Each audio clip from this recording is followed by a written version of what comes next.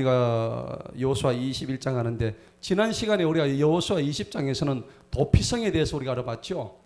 도피성은 우리가 영적 교훈으로 도피성은 누구라고 얘기했습니까? 바로 예수님을 의미했습니다. 자, 현대 우리가 구약에서 도피성은 이렇게 이제 레위인들이 6개 지역에서 가나안 땅 전체를 해가지고 한 6개 성읍을 이렇게 했지만은 어때요? 어떻게 했지만은 이제는 우리가 신약 시대는 어떻게 해요?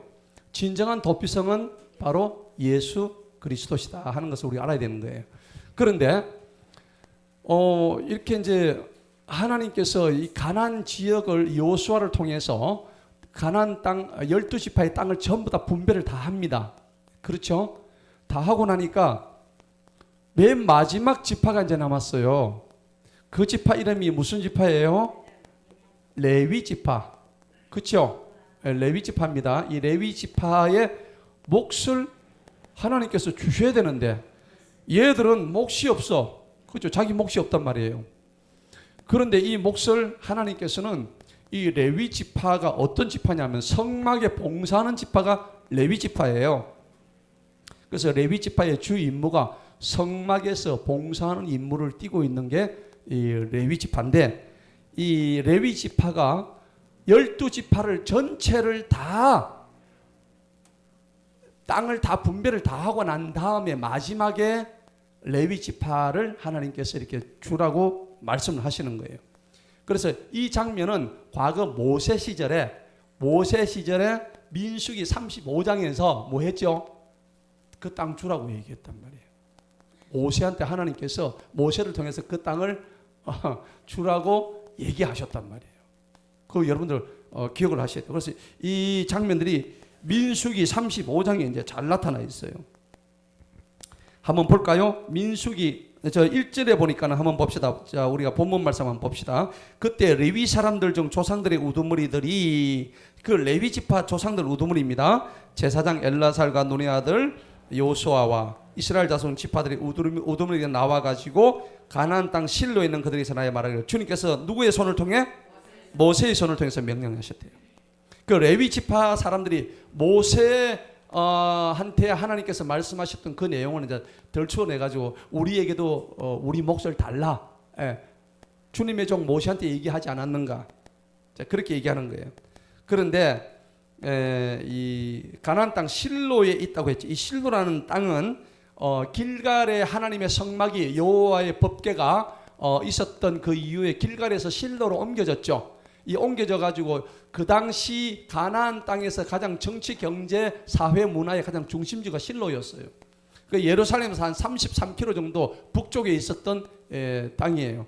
그래서 하나님의 법궤가 실로에 거기 있었단 말이에요. 근데 그 실로에 가니까는 이 레위 사람들이 자기 땅을 분배해 달라고 이 여호수아와 엘르아살과 지파들이 우두머리에게 와가지고 이제 그 얘기하는 거예요. 그래서 주님께서 모세의 손을 통해서 명령하신 내용이 바로 민수기 35장입니다. 자, 민수기 35장 한번 볼까요? 민수기 35장에 보면은 하나님께서 모세를 통해 가지고 이렇게 구체적으로 말씀하셨던 내용들이 다 나와 있죠. 우리가 지난 시간에도 모세를 통해 가지고 도피성 제도에 대해서 모세를 통해서 얘기를 했는데, 자, 1절에 보니까 주님께서 여리고 근처 요르단 지방 모압 평원에서 모세한테 명령을 내리십니다. 이스라엘 자손한테 명령해라. 2절에 보니까 그들이 소유한 상속 중에서 12지파가 가지고 있는 그 상속입니다. 거기서 레위 사람들에게 그할 성읍들을 또 나누어 줘라. 그래서 너희는 그 성읍들 주위에 있는 외곽 지역들을 레위 사람들에게 줘라 하는 겁니다. 그래서 레위인은 여러분 어떤 거냐면 자기 생업을 포기합니다. 생업을 포기하는 대신에 무슨 일을 합니까? 하나님의 일을 하는 자들을 레위 지파라고 하는 거예요. 그래서 하나님은 레위 지파들에게 분깃을 줍니다. 하나님의 일을 하는 사람에게는 하나님께서 먹이고 입히시고 일을 하게 하시는 거예요. 그런데 우리가 사실은 영적으로 보자면 우리 신약 시대에 우리 모두가 다 무슨 지파예요? 레위 지파입니다. 그죠? 우리 베드로서 2장 9절에 보면 우리는 왕 같은 제사장이라 그랬죠. 그럼 우리는 왕 같은 제사장이 뭐예요? 우리는 구약시대 제사장이 아니고 이제는 신약시대 하나님으로부터 인정받는 우리 가문의 제사장이란 말이에요. 여러분 제사장 맞아요? 예, 제사장이에요. 그러면 제사장이 뭐냐? 내 집안에 불교 믿는 우리 집안, 그 다음에 예수 안 믿는 우리 집안에 내가 들어가서고 그들 모두에게 하나님의 복음을 전할 수 있는 사명이 누구한테 있어요? 나한테 있는 거예요. 그래서 그 베드로에서 그 2장 9절에 너희는 왕 같은 제사장이다. 그렇게 얘기를 하는 거예요. 맞죠? 예. 하늘의 거룩한 나라의 백성이고 왕 같은 제사장이라고 그렇게 얘기하는 거예요. 그 우리는 따지고 보면 전부 다 영적인 레위 지파하고 똑같은 거예요. 그러니까 여러분들이 하나님의 일을 하는 사람은 하나님께서 먹이고 입히신다는 겁니다. 그럼 저와 여러분도 똑같아요. 하나님 일을 하면 누가 먹이세요? 하나님 먹이시는 거라. 염려하지 마세요. 염려하지 마시라고. 아멘? 예. 염려하지 마시라고. 내가 하나님한테 전적으로 봉사하고 하나님 앞에 내가 드리면은 하나님이 책임져 주셔야 안 주셔요? 주십니다. 예, 분명히 주시는 거예요. 그 일들을 오늘 모세는 하나님의 명령을 통해서 그대로 실천하고 있습니다. 자, 그래서 하나님의 일을 하는 자들에게는 성도는 하나님의 사업을 하는 종들을 섬길 의무가 있습니다. 그래서 여러분들 교회 목사님들은 성도님들이 헌금에 의해서 살아가는 거예요. 그죠? 예. 그러니까 12지파의 영토권을 해서 제외됐기 때문에 생계수단이 없었어요. 왜? 하나님의 종들이 생계수단을 갖다가 먹고 하는데 신경을 쓰면 하나님의 일을 봉사를 할 수가 없잖아요. 그죠? 그런 의미에서 여러분들 감사히 생각합니다. 예, 그리고 또 하나님께 감사하죠. 하나님 일을 전적으로 해 나갈 수 있다는 게 얼마나 이게 감사한지. 자, 거기 보니까 4절에 너희가 레위 사람들의 줄 성읍들의 외곽 지역은 사방 1,000규빗입니다. 보통 1규빗이 얼마예요? 45cm. 예, 여기서부터 성인 여기서 팔꿈치 여기까지, 중기부터 여기까지 한 45cm 정도 되거든요. 그래서 1,000규빗이라고 그러고 뒤에 가면 이제 사방으로 레위 성읍이 있습니다. 이렇게 성읍이 있으면은 0.9km입니다. 9km입니다. 9km입니다. 0km입니다. 0.9km. 900m죠. 900m 범위 내에 이 모든 범위는 전부 다 누구 거예요? 레위 지파의 몫입니다. 그래서 이렇게 규정을 지어놨어요. 그게 해놨죠. 예, 5절 보세요. 동편에 2,000규빗, 남편에 2,000규빗 이런 식으로 청량을 해가지고 그래서 레위 사람들이 그렇게 성읍을 줘라. 그 중에 6성읍들은 6절에 살인자를 위한 도피처다. 그리고 레위 사람들에게 별도로 42개의 성읍을 더 줘라. 그래서 합쳐서 전부 다 이 성읍이 몇 개요? 48개입니다.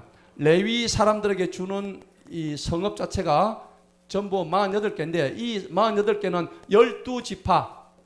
12지파에서 제비를 뽑아서 다 주는 거. 오늘 우리가 읽었던 내용들이 전부 제비 뽑아주는 거예요. 그냥 주는 게 아니고. 하나님이 전부 다 제비로 해가지고 뽑아가지고 주는 겁니다. 자, 그래서 다시 본문 들어갑니다. 본문 들어가니까는 이 레위 지파가 48개의 성읍이라 그러면은 가나안 여러분들 우리 저 지도에 보면은 이렇게 이제 각 지파별로 이 무더기를 지어가지고 다 영역이 다 있었죠. 맞아요, 맞아요. 예, 요단강 이쪽에 가지고 이쪽에 2개 지파 반이 있었고 다 유다 지파 제일 컸고 이렇게 전부 다 각 지파별로 자기들이 사는 영역이 다 있었다고. 그런데 레위 지파는 한 영역에서만 존재했을까요? 아니면 다 두루두루 다 같이 있었을까요?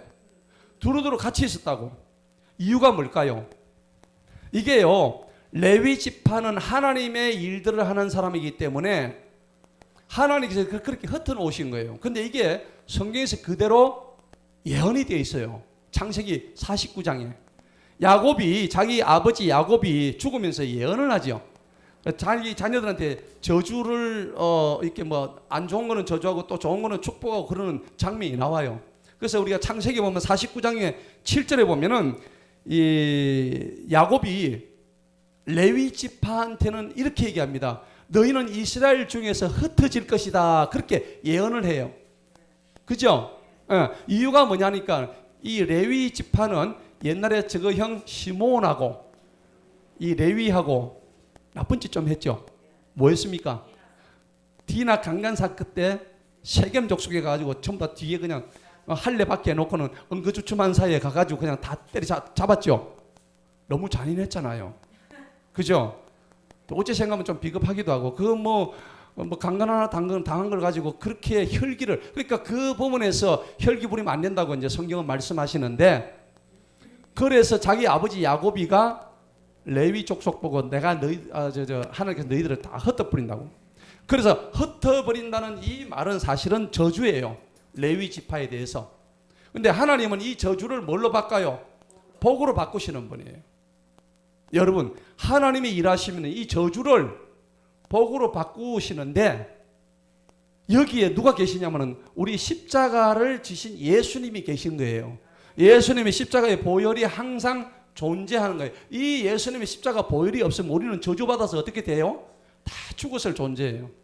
근데 우리가 예수님을 믿어버리니까 이 저주가 뭘로 바뀌어요? 복으로 바뀌는 거예요. 레위 지파도 마찬가지예요. 너희들은 다 흩어질 것이라고 그렇게 저주받았지만은 하나님께서는 이 레위 지파를 들어서셔가지고 전체 모든 12지파에서 땅을 다 공짜로 이렇게 줘가지고 하나님이 일을 해서 일을 안 해도 먹고 살 수 있도록 다 그 몫을 주셨다는 얘기입니다. 그래서 저주가 복으로 바뀌었다는 것을 우리가 알 수가 있죠.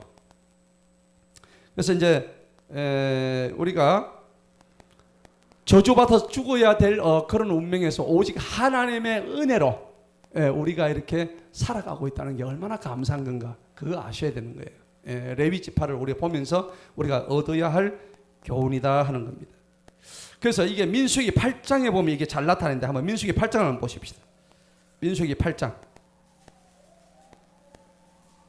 민수기 8장에는 레위 지파들이 저주받아 가지고 이렇게 그리스도의 보혈로 복을 받는 어떤 이 정결의식을 통해 가지고 그들의 신분이 바뀌는 장면이 민수기 8장에 나와 있죠.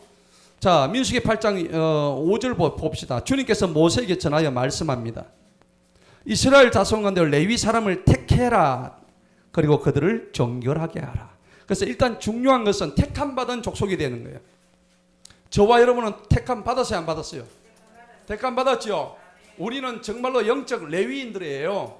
우리는 오늘 여기에 이제 주님께서 모세에게 말씀하시는 것처럼 우리는 먼저 선택받은 자들입니다.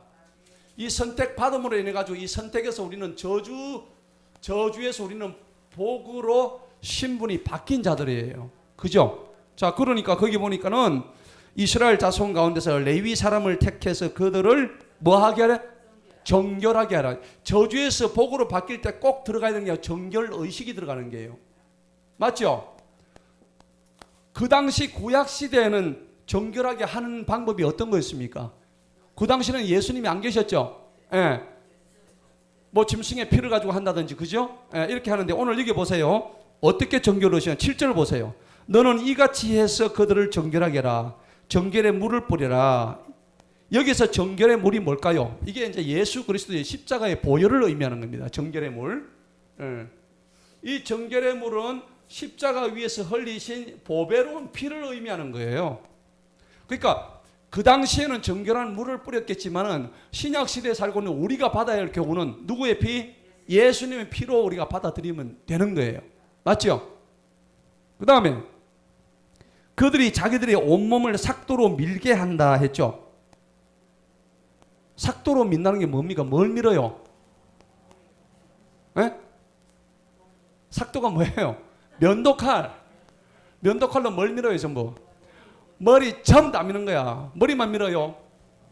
머리만 미는 게 아니에요. 몸에 있는 털은 다 밀었어요. 거시기 털까지. 싹 다 밀어요.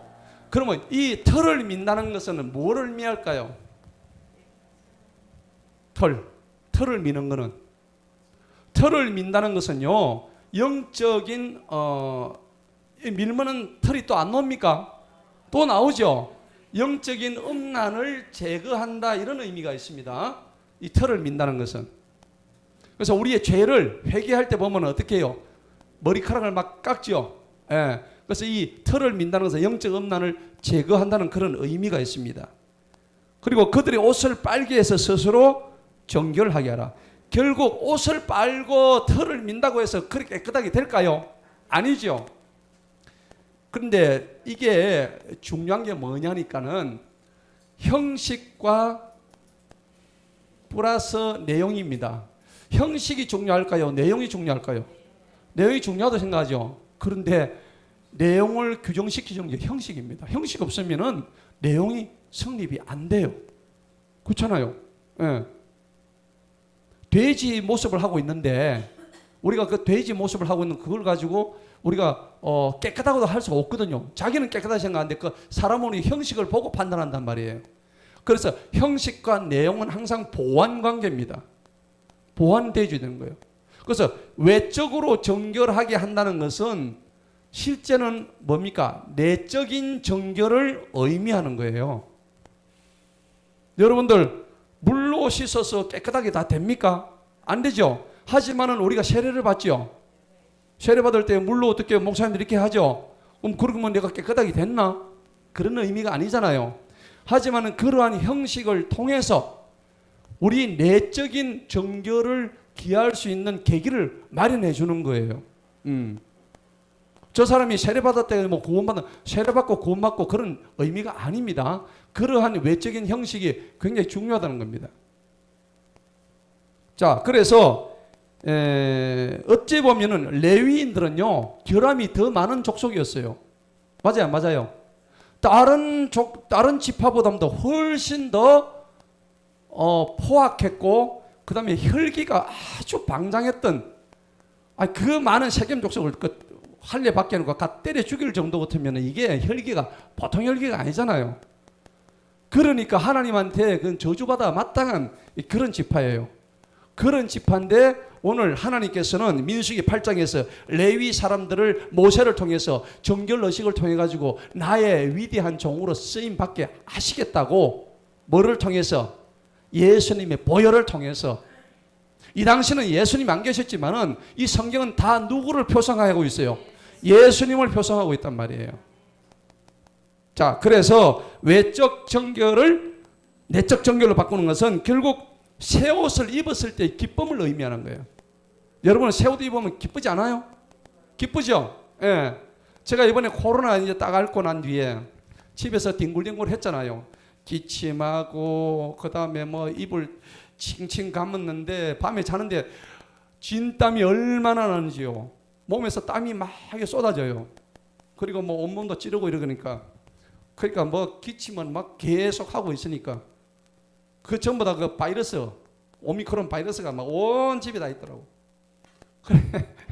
그래가지고 꼼짝도 이제 우리 사모는 나보고 저방 가라고 똑같이 걸려놓고 자기도 걸려놓고는 나보고 같이 자지 말라고 저방 가라고. 그래서 나는 할 수 없이 쫓겨가지고 저 갑방에 갔잖아요. 그래요? 그리고 나보고 기침 자기보다 내가 기침 더 많이 한다고. 내가 보기 제가 훨씬 더 많이 하면서. 그래가지고 쫓겨가지고 저방 갔는데 그쪽 방도 보니까는 뭐 보니까 막 내가 보니 바이러스 천지야. 내 방도 마찬가지고. 그래가지고 이제 다 낫고 난 뒤에 뭘 했냐니까 엊그제까지 청소 전부 다 하고 그 덮었던 이불요 전부 다 빨았어요. 그래 오늘 이래 보니까 얼마나 기분이 좋은지 뽀송뽀송하고요. 그러고 이제 병원 가가지고 좀 더 검사 받으니까 음성이 나오더라고요. 야, 우리 이제 해방이다. 우리는 해방인데 가만히 이불을 보니까 이거는 해방이 아니라 얘들은 지금 완전히 그냥 엉망이야. 우리가 옷 하나 새로만 입어도 기분이 좋죠. 정결하게 된단 말이에요. 이불 하나 빨아도 그 기분이 좋은데 우리가 외적 정결을 통해서 나의 내적인 정결을 입을 수 있다면은 이게 얼마나 중요한. 그래서 내용도 중요하지만 형식이 너무 중요해요. 형식. 그러니까 여러분들 형식을 갖추는 게 필요해요. 제가 아무리 여기서 설교 잘하고 내용이 좋은 거를 하고 있는데 제가 지금 이게 반바지 입고 파자마를 입고 나와가지고 성도님들 앞에서 지금 이빨에 고춧가루 끼가지고 머리는 막 완전 뒤에 막 접히가지고 그 제가 나와가지고 막 설교를 하고 있어요. 너무 좋은 거야 설교 내용은. 그 여러분들 들어오겠어요? 안 들어옵니다. 그러면 지금 여기서 내용은 좋은데 뭐가 안 좋아요? 형식이 아니에요. 형식이. 그 여러분 형식을 무시하지 마세요. 맞죠? 예. 형식을 대충 하시면 안 돼. 하나님은 본질도 중요하면 그 본질을 덮고 있는 외연, 그게 바로 형식입니다. 그 외연도 매우 중요하다는 거예요. 그 제가 오늘 이렇게 넥타이를 사실 오늘 안 매려고 그랬어요. 근데 가만히 생각해보면 또 넥타이를 매면 또 한님을 나잖아. 예. 그래서 제가 매고 왔단 말이에요. 그러니까 내가 넥타이를 안 매면 또 마음이 좀 풀어져. 근데 넥타이를 딱 매는 순간 아 그래, 아 오늘 또 내가 또 저기를 하겠지, 또 이런 마음이 든단 말이에요. 예. 그래서 오늘 레위 사람들을 이렇게 흐트러진 레위 사람들을 하나님께서 어떻게 했어요? 선택하셨단 말이에요. 우리는 선택받은 자들이에요. 우리도 사실은 레위인들처럼 정말 사실은 쓰잘데기 없고, 우리는 레위 사람들처럼 울분에 막 차있고, 예, 혈기가 방장하고 사람들을 그렇게 때려 죽일 정도의 우리 나쁜 그 악이 충만한 그런 기질을 가지고 있는, 우리 그게 사실은 죄의 본성이에요. 우리 속에 다 그런 게 있다고. 누가 할 거 없어요. 다만 하나님께서 우리를 불쌍히 여겨서 우리가 하나님을 믿은 그 순간부터 우리에게 뭐가 존재합니까? 하나님의 영이 존재하죠.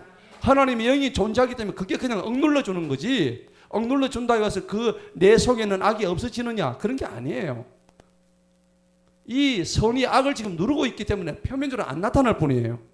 그런데 내가 성령 충만하다가 성령이 조금 소멸된다든지 그러면 어떻게 해요?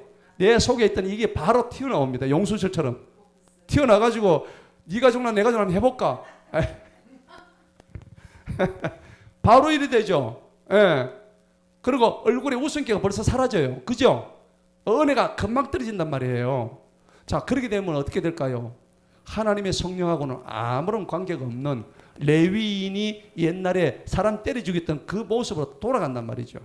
그런데 그러한 인간 레위인들을 하나님이 어떻게 하셨어요? 선택하신 거예요. 그래서 저주를 복으로 바꿔주신 분이 누구세요? 하나님이지요. 하나님. 그 하나님이 계시기 때문에 우리는 그 하나님의 은혜에 감사해야 될 줄로 믿습니다. 예.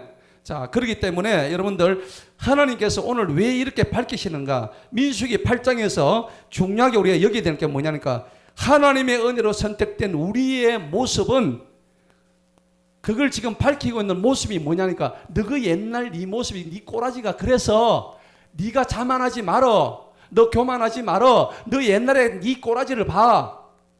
이걸 하나님이 경고하시기 위해서 지금 이 말씀을 하시는 거예요. 우리가 사실 잘났다고 교만할 게 아무것도 없어요. 우리 속엔 사실은 알고 보면 악이 가득하고 쓰레기 덤이에요. 쓰레기 더미. 이것을 우리가 안다 그러면은 진짜 누구든지 하나님의 은혜가 아니고는 답변이 안 나와. 답이 안 나와. 한순간도. 맞아요, 안 맞아요, 집사님? 아멘, 아멘. 어디 강의를 듣는데 얼마나 열심히 듣는지. 그러니까 이러더라고. 딴 목사님 할 때는 자더만은 자기 목사님 할 때 차지도 않네.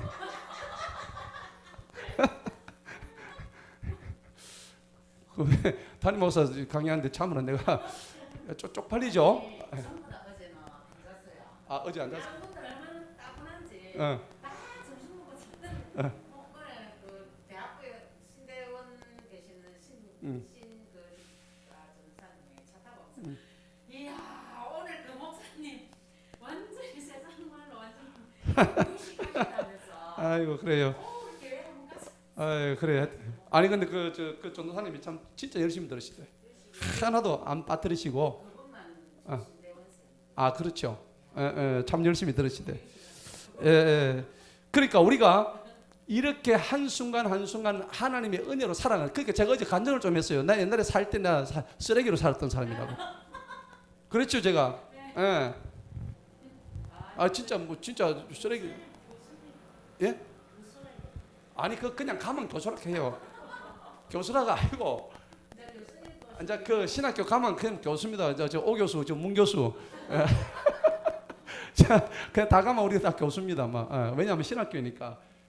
이제 그게 이제 정식 정규 교육부에서 인가해 준 그 신학교는 아닌데, 교육부에서 인정하는 수능 보고 들어간 그런 신학교는 아닌데, 이제 여기 교단에서 인정해 주는 그런 신학교라서 가면은 좀 중소신학교지만 그래도 교수님이라고 그렇게 인정을 해줘요. 예. 우리 집안에는 장신대도 여도청교회 부목사님들 다 그렇게 했어요. 그러니까 예, 목사님들이 이제 가가지고 이제 그 교수로서 이제 그걸 하고 있죠. 교수보다 저는 목사님이 더 좋아요.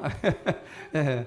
아무튼 이렇게 레위인들에 대한 하나님의 이렇게 말씀은 결국은 뭐냐니까 레위인들이 하나님의 일을 갖다가 하기 위해서는 그 제일 먼저 필요한 게 정결의식입니다.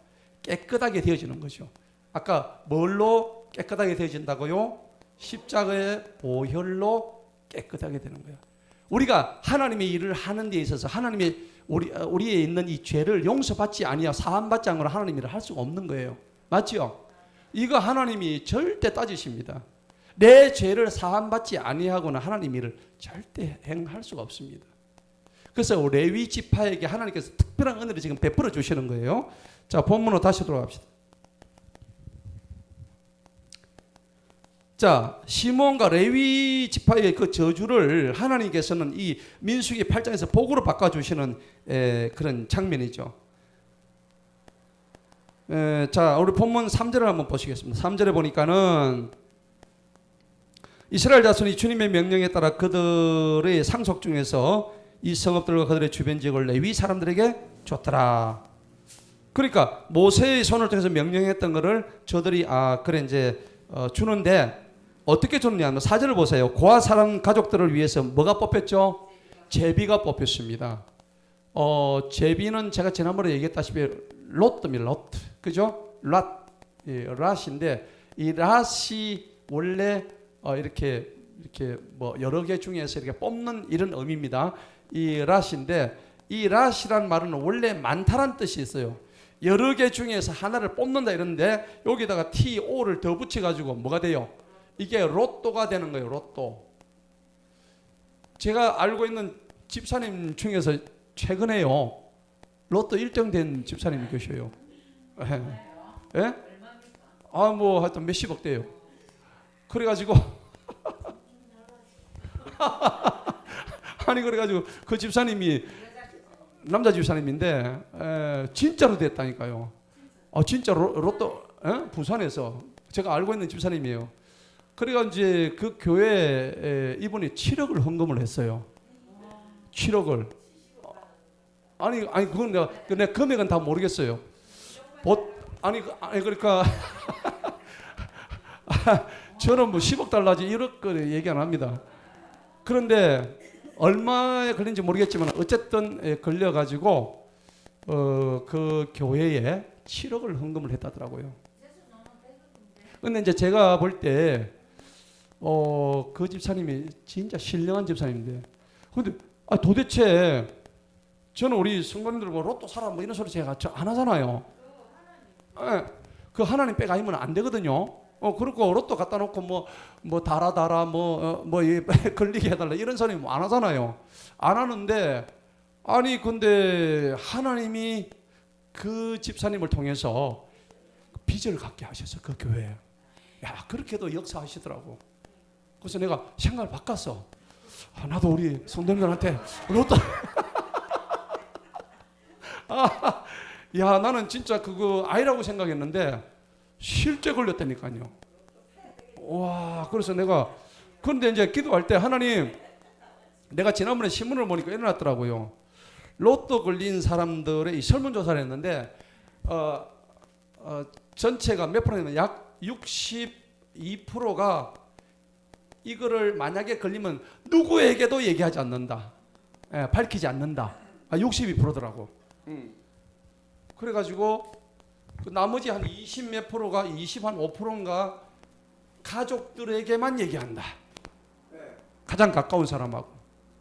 여러분 어떨 것 같아요? 아무에게도 얘기하지 않는다. 자, 그런데 제가 이제 이 얘기를 왜 하느냐 하니까 제비를 뽑는 거예요. 결국은 제비를 뽑아가지고 이렇게 이제 그 교회에 이제 빚을 갚았는데 오늘 제비의 원리가 뭐냐니까 이 로또의 원리가 뭐냐는 건 누가 주관하셔요? 하나님이 주관하십니다. 예. 근데 실제로 이 세상 로또로 뽑은 사람들을 조사를 해보니까 거의 전부 다 인생을 헛살아버렸어요. 뭐 폐인이 된다든지 그것 때문에 뭐 일찍 죽었다든지 그러는데, 문제는 뭐냐니까는 그게 독이 됐다는 겁니다. 돈을 쓸 줄을 몰랐다는 겁니다. 돈의 사용처, 돈을 주신 분이 하나님이란 그 하나님의 주권을 인정을 안 했다는 얘기죠. 그런데 그 집사님은 기도의 제목이 있었대요. 하나님, 내가 이것을 하게 되면은 하나님께서 분명히 하나님의 필요한 곳에 쓰시라고 분명히 그렇게 해서. 근데 아마 내가 알기로는 그 집사님이 무엇을 이렇게 매주 뭐 샀다기보다도 하나님께서 뭔가 이걸 주셨을 거예요. 그래서 샀더니 걸렸단 말이에요. 예. 그래서 뭐 매주 그걸 사기 위해서 거기에 온 정신이 막 가가지고 그건 아니거든요. 근데 하나님께서 뭐 꿈으로 감동을 주셨다든지 아니면 로또를 사라든지 이런 우리 이건태 집사님이 기도하고 있는데 밤에 자다가 25인승 그랬잖아요. 그러니까 본인이 차를 샀잖아요. 어쨌든 거의 7,500만 원 아닙니까? 7천만 원. 근데 하나님이 자기한테 본인한테 직접 얘기하신 거를 본인이 지금 거부하지 않고 그대로 순종하고 있잖아요. 요즘 교회는 안 나오지만은, 그죠? 제가 알고 있어요. 몰래 살짝 왔다 갔다 하면 제가 다 알고 있어. 알고 있죠? 꼭 가면 흔적을 남긴다니까, 어쨌든. 예. 그래도 내가 전화하면 전화도 안 받고. 그러니까요. 한번 오다가 내가 또 들키가지고. 어쨌든, 이 제비를 뽑는 것은 하나님의 뜻입니다. 그래서 제비를 뽑는 이유는 뭐냐? 성경적으로 보자면요. 제비를 뽑게 되면은 모든 지파가 불만이 있어요, 없어요? 없습니다. 불만 없습니다. 아브라함이 롯한테 잘한 게 있죠. 예? 롯한테 잘한 게 뭐 있죠? 양이 이제 자기가 치던 양이 많아지고 뭐 이렇게 이제 식솔들이 많아지니까 서로 이 같이 붙어 있기가 저기 했어. 삼촌하고 조카하고, 그죠? 그러니까 아브라함이 뭐라 그랬어요? 야, 네가 그러면은 네 식솔들하고 내 식솔 많으니까 그러면 나는 네가 결정한 대로 따르겠다. 그럼 네가 동쪽 하면 나는 서쪽 하고, 네가 서쪽 하면 나는 동쪽 하고, 네가 북쪽 하면 나는 뭐 이쪽 하고, 이런 식으로 선택권을 누구한테 줘요? 롯한테 줬단 말이에요.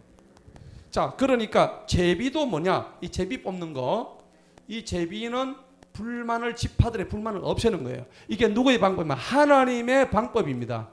하나님의 방법이 동원됐다는 겁니다. 그래서 이 불만을 완전히 없애주고, 그 다음에 이제 부작용을 방지합니다. 부작용을 없애는 거예요. 하나님의 방법입니다. 그러니까 누가 봐도 공평하다는 얘기입니다. 예. 뒤에 뭐 이 말 저 말 할까 아무것도 없는 거죠. 그래서 우리 교회에서도 나중에 제비를 제가 한번 뽑을 일이 있습니다. 예. 기대하십시오. 자, 그래서 제비가 뽑혔는데 레위 사람인 제사장 아론의 자손은 유다 지파와 시몬 지파와 베냐민 제비로 13성읍들을, 몇 성읍요? 13성읍을 얻었습니다. 자, 여러분, 레위 자손이 세 아들이 있었어요. 레위 아들이 세 아들이 있었는데 게르솜, 그 다음에 고핫, 그 다음에 머라리, 이 전부 다 레위의 아들입니다.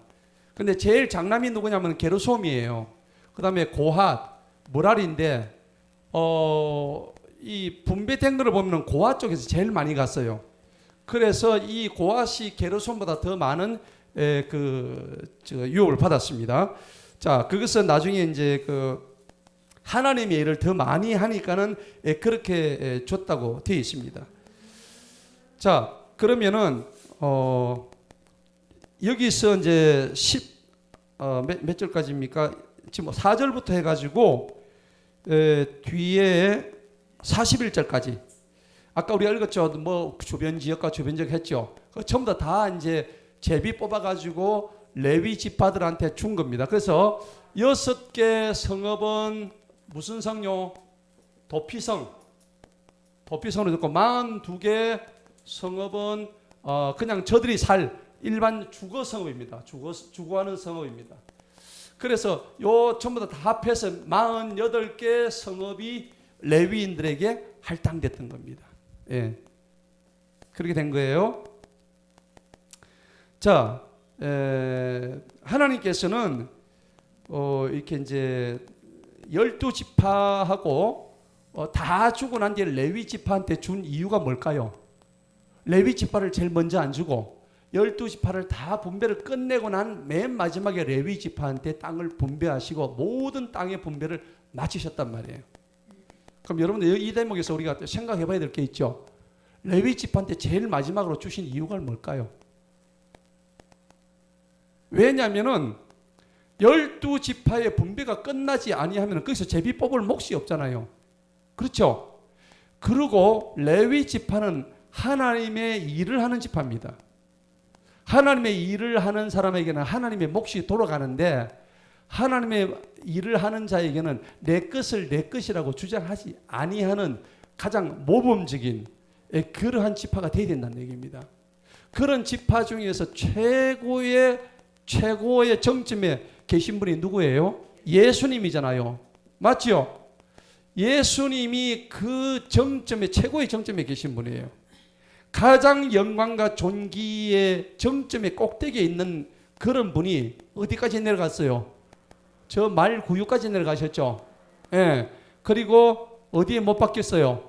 십자가에 가장 낮고 천한 십자가에 맨 먼저 가셨잖아요. 그렇죠? 제일 높은 꼭대기에 계셨던 분이 그냥 급전직하 제일 낮은 곳에 우리가 이런 걸 본다 그러면 레위인들이 야 내 땅 내 거부터 먼저 내놔 12지파 가르기 전에 내 거부터 내놔 뭐 줄 게 있어야지 아직까지 분배도 안 되는데 그래서 레위 지파가 맨 마지막에 되었다는 것을 우리가 알 수가 있습니다. 그래서 주의 일을 하는 자는 뭐가 필요하냐면 자기 희생이 필요한 거예요. 맞죠?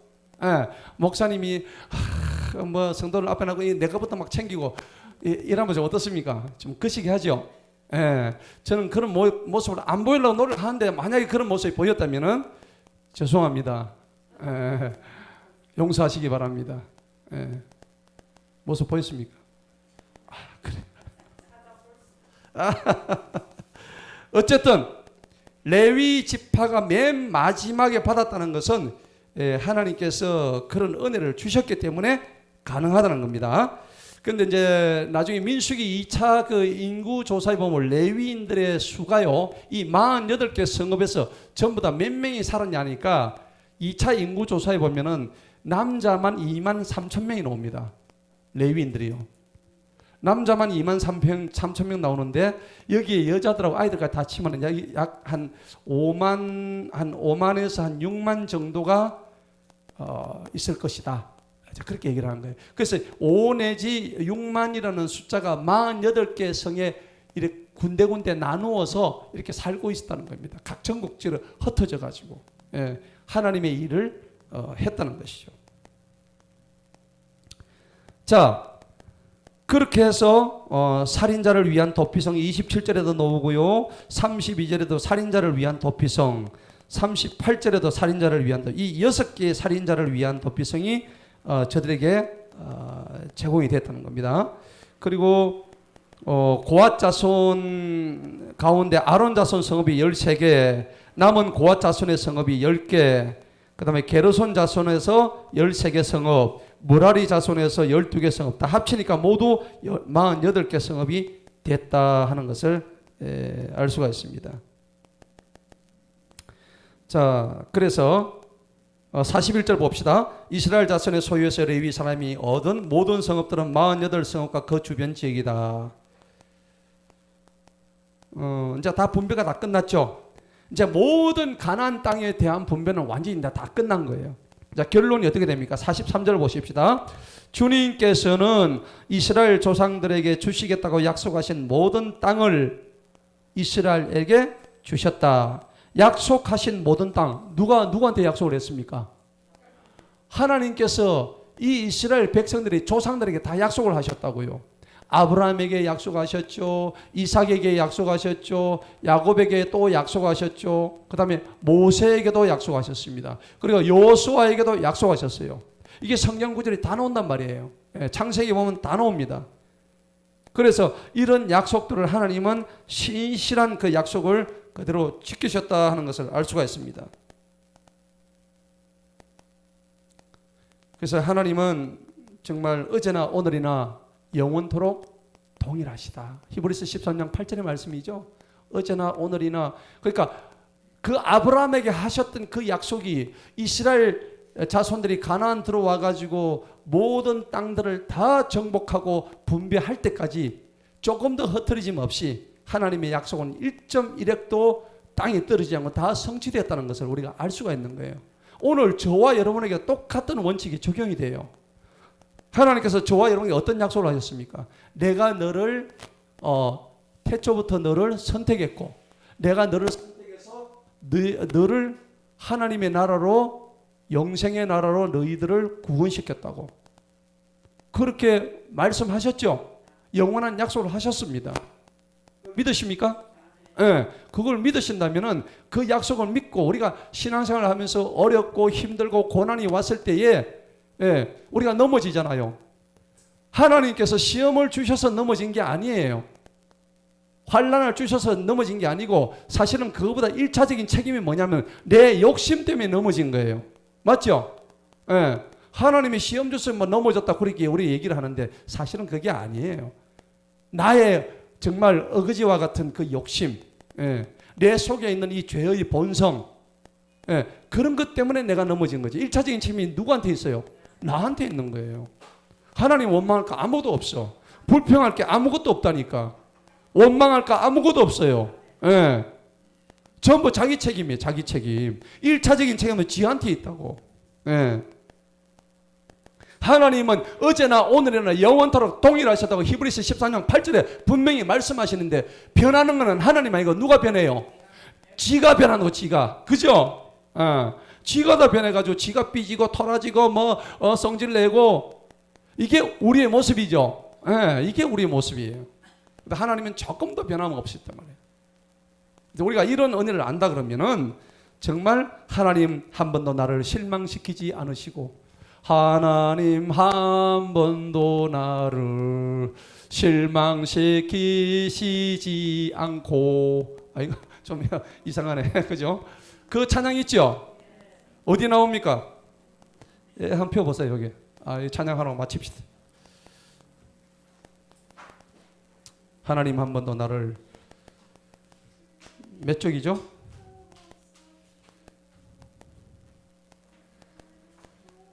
하나님 한 번 34쪽.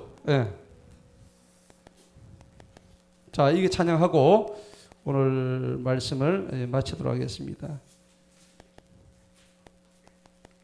아무튼 우리는 이스라엘 민족들이 하나님께서 그 땅을 정복하라고 하셨고 했는데 그 정복 과정에 있어서 모든 어려웠던 그 과정들이 저들의 불평과 불만과 모든 이런 것들이 결국은 저들이 하나님 앞에 대적하고 불순종해서 그렇기 때문에 결국은 나중에 멸망당하는 거예요. 우리는 절대 우리 측에서 문제가 되는 거죠. 하나님 측에서 문제되는 건 아무도 없죠. 그걸 우리가 오늘 깨닫고 하나님은 오늘 우리 여호수아 21장을 통해서 이제 드디어 가나안 땅의 모든 지파의 땅 분배는 오늘로서 21장으로 끝나버리는 거예요. 할렐루야.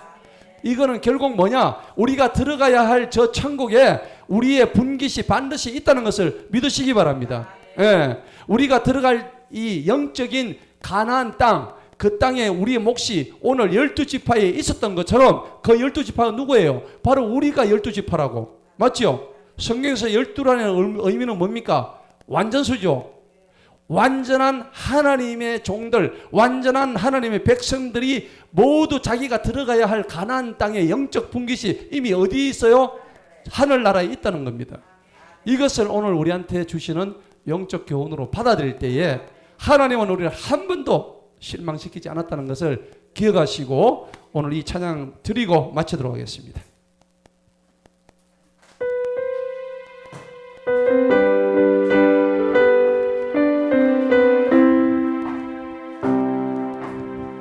하나님 한 번도 나를 실망시킨 적 없으시고 언제나 공평과 은혜로 나를 지키셨네. 오 신실하신 주, 오 신실하신 주, 내 너를 떠나지도 않으리라. 내 너를 버리지도 않으리라. 약속하셨던 주님, 그 약속을 지키사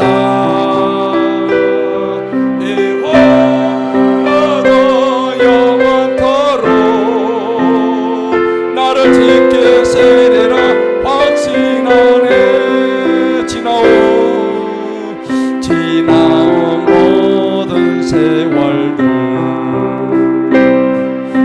돌아보아도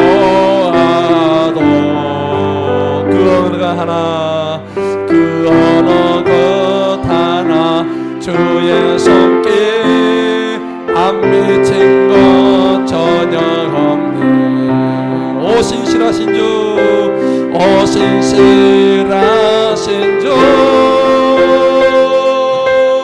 오 신실하신 주, 내 너를 떠나지도 않으리라. 내 너를 버리지도 않으리라. 약속하셨던 주님, 그 약속을 지키사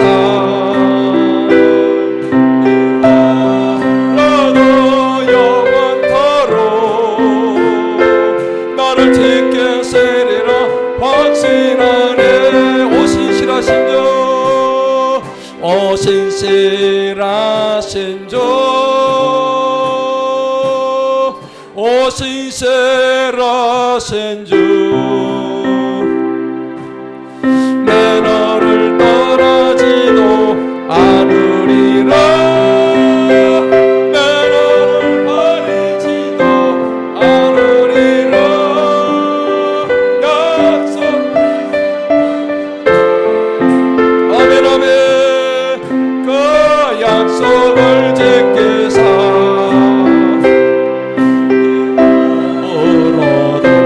영원토록 나를 지키시리라 확신하네. 나를 지키시리라 확신하네. 나를 지키시리라 확신하네. 기도하겠습니다. 하나님 아버지 감사합니다. 오늘도 주신 귀한 말씀을 통하여서 하나님 아버지 우리도 이제 영적 레위인들